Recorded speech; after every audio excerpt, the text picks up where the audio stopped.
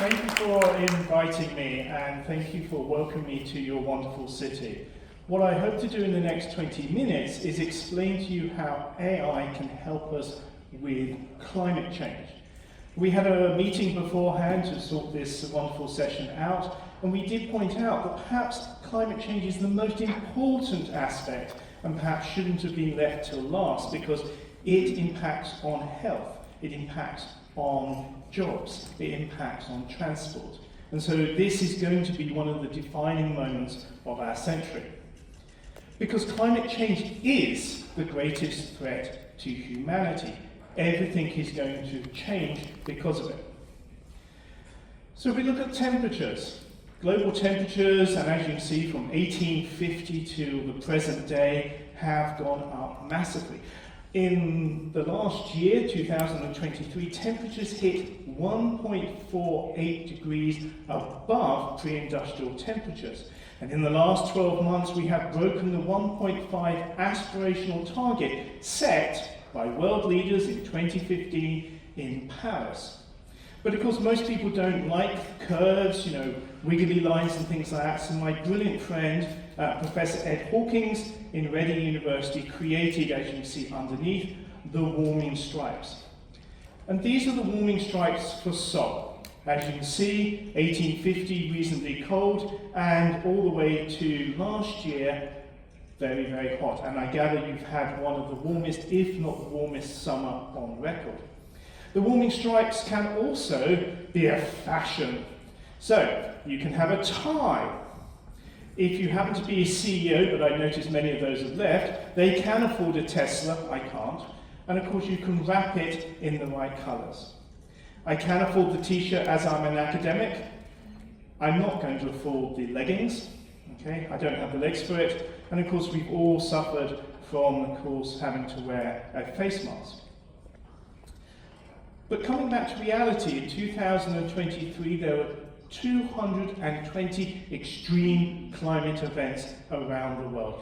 Every single continent was affected, and the number of people dying from extreme weather events was 30% higher last year than the previous year. And as you can see, Southeast Asia is not immune from these extreme events. So what can we do about it? So the 1.5 degree target, even though we have passed through it, it may cool down slightly because of the switch of El Nino, but what we have to do is rapidly decarbonate. So if we want to get rid of carbon, we need to decarbonize by 2050, we need to get to net zero emissions. Now, that's going to be hard because 2023 was the most greenhouse gases ever emitted by humanity. And I say greenhouse gases because the amount of carbon dioxide did actually drop. Unfortunately, what scientists don't tell you is that even if we get to net zero, and most countries have signed up to this, we then need to suck out CO2 for the rest of the century. But I'm going to move on because that's really depressing. Right. There's another thing that we have to consider. 80% of today's energy is produced by fossil fuels. In Korea, you have 60 coal-fired power stations creating electricity. But electricity demand and energy demand is going to double by 2050. So you're going to have to produce 180% of today's energy as renewables. But here's the really positive. $3 trillion is put into energy investment every single year. So there is the money to actually shift to renewables. So how can AI help us? Well, AI can actually help us to do two things. One, relieve energy poverty, and also then to reduce CO2. And as you can see, I've put South Korea on the map. It is halfway in the high emission zone. So, energy poverty, we need to make poor people richer and have access to energy, and we need to have richer countries reduce the amount of pollution that they produce. So I thought, what's the best way of actually finding out what AI can do for us? I thought I'd ask ChatGPT 4.0. And I said, what can you do for us? So this is what they came out with. AI can help combat climate change by improving climate predictions, optimizing energy use, reducing emissions through automation, monitoring deforestation, and promoting sustainable agriculture. It can analyze vast data sets to guide decision making, making systems more efficient, and sustainability across industries. Yeah, okay, that was fine, but actually I wanted a little bit more depth, so I went to an academic paper. So Cowles produced this wonderful review in 2023 to look at what can AI actually do. So the first thing is it can help us make our electricity system much more efficient. It can help with the switch from fossil fuels to renewable energy. It can improve our transport systems, making them more efficient, making them more useful. It can build better cities. It can make sure that we can plan our urban areas and make it more livable. Industry can be more efficient, optimize supply chains, production, and the use of energy.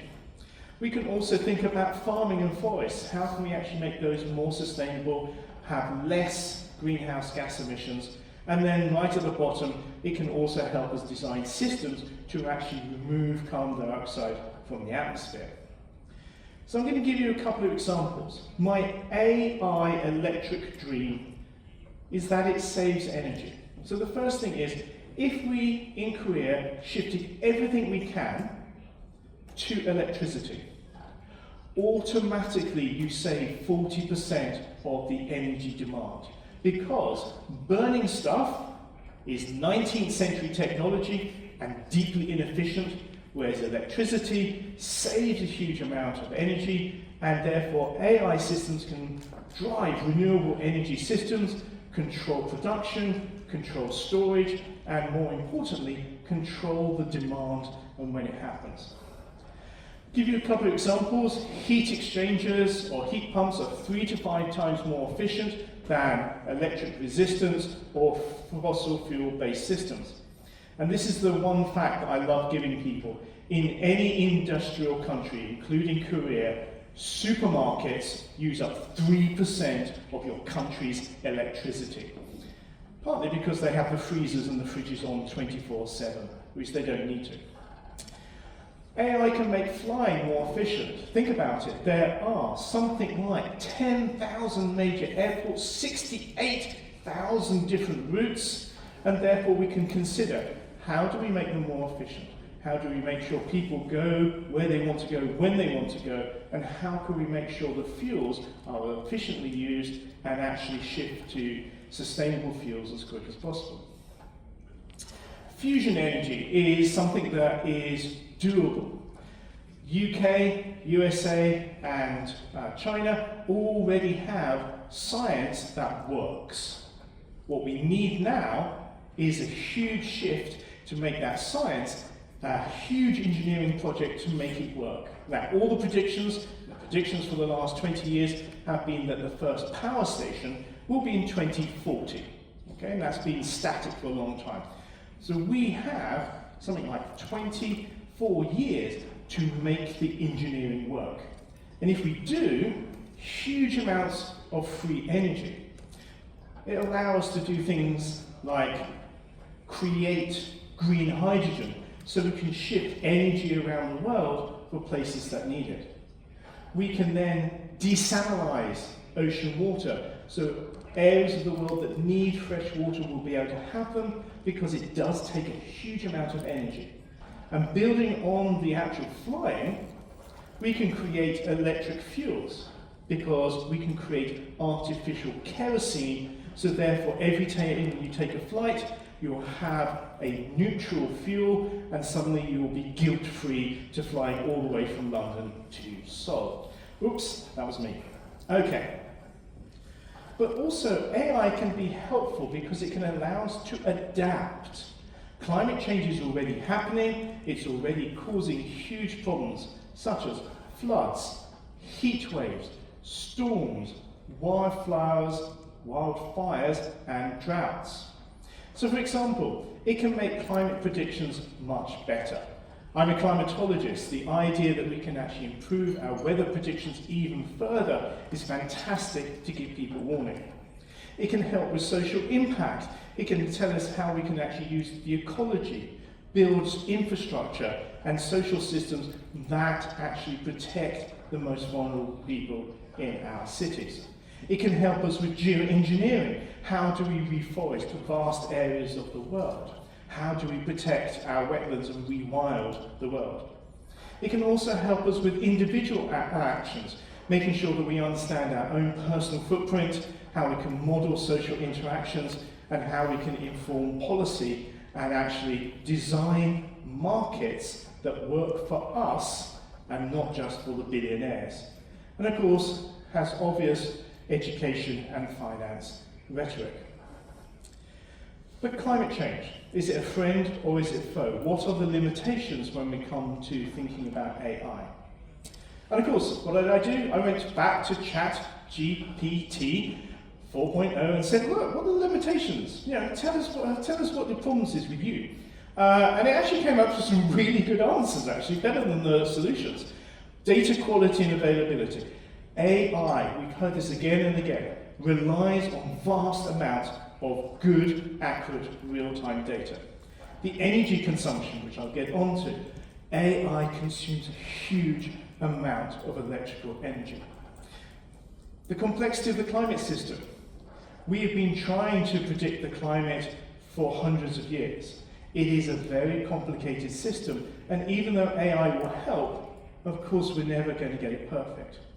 There's also implementation challenges. AI solution has barriers. There may be something really sensible. I've gone into companies with a solution and they've gone, oh yes, but it's new technology. And therefore we find that lots of industries are deeply conservative and resistant to change. And then there's the ethical concerns. AI solutions may unintentionally exacerbate inequalities or be misused. And I'll come back to that. So, my biggest AI limitation is garbage in, garbage out. If we do not have high quality data, then guess what? You're not going to get sensible answers out. But also, I think the first thing is you have to ask the right questions. AI is stupid. Okay? If you take anything from this conference, AI is stupid. Repeat the mantra, repeat the mantra. You are the intelligence. You have to actually ask it the right questions to get the right answers, to get the solution you require. And therefore, we really need to think about training people of how to use AI. Again, energy demand. Energy demand is going to increase by 160% by 2030 globally, partly driven by the AI revolution. So we need a lot more green energy to actually drive that. But AI used properly can create that green future we all want. And as you can see, I've used the wonderful example, I apologize, it's Paris on the left, you can tell, because in the back, they're sneaky there is the Eiffel Tower, and of course on the right is, of course, New York. And people who are slightly more mature in the audience may recognize the actual picture. It is from the original film Planet of the Apes. But you have to be really old, and my students look at me like I'm from the Dark Ages. Okay, so what can we do? So I have some recommendations. The first one is we need to set up a global observatory. We need to document AI being used successfully to combat climate change. We shouldn't have to have every country trying to actually produce their own solutions. We should be able to share best practice. We need incentives to actually develop a sustainable, scalable response to climate change that uses AI technology. We also need to ensure that only high-quality data is used to empower AI systems. We need to train people to ask the right questions, and I think that is the burden on our education system and our university system. We also need to increase collaboration between data providers and technical experts, both in private and the public sector. And this is something that Korea does very well. We also need to develop mechanisms to ethically audit AI systems to deal with climate change. And I'll step back here and say, why do I say that? So for example, imagine you are a fossil fuel company and you have access to AI. So what you're going to ask AI is, how can I maximize my production? AI will give you an answer. How can I make sure that I actually sell more to country X? They'll give you the answer. And also, the other thing you use AI, how can I lobby the politicians to keep the fossil fuel subsidies going that already exist and enhance them? Give you an insight. $7 trillion of public money, your taxpayers' money, is spent every year around the world subsidizing fossil fuel companies. That's 7% of world GDP.